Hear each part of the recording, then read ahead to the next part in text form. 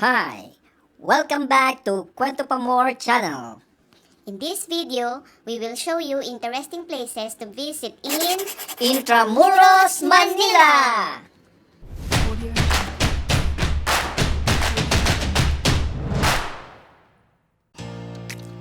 Baluartillo de San Jose and Reducto de San Pedro form part of the seaside defense of Intramuros.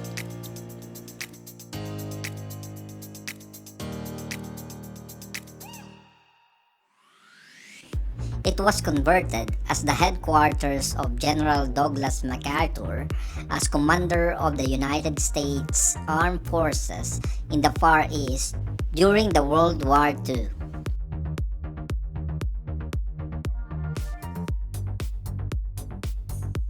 It is also a part of fortifications of Intramuros which were declared in 1951 as National Historical Monument and in 2014 as a National Cultural Treasure.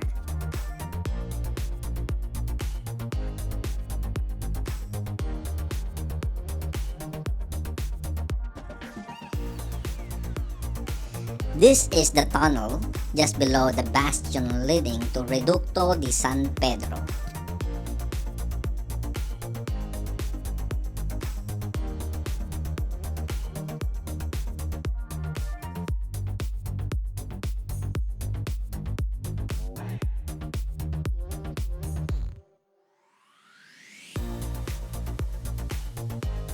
Philippine Presidents' murals are metal sculptures of the faces of the Philippine presidents from past to present.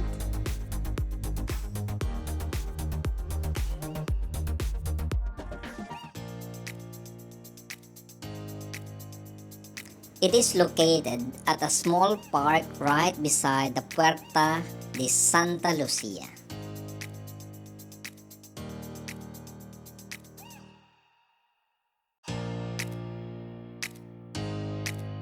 Cuartel de la Artillería de Montana was built on this site by Thomas Sanz, engineer of the army during the administration of Governor-General Jose Vasco y Vargas in 1781.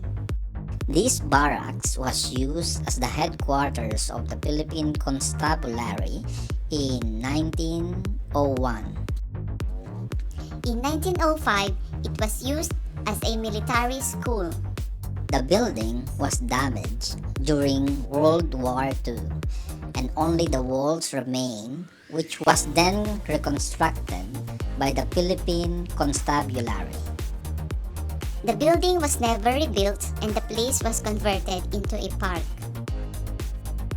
Puerta de Santa Lucia is one of the 7 gates of Intramuros which was built at the end of Calle Rizal.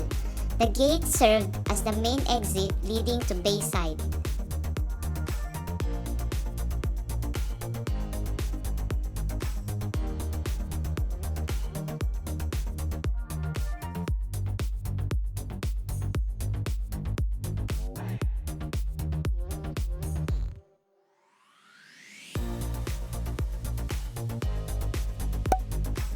It is one of the main attractions in Intramuros, featuring the history of the Philippines and highlighting the journey of the Filipinos' quest to freedom.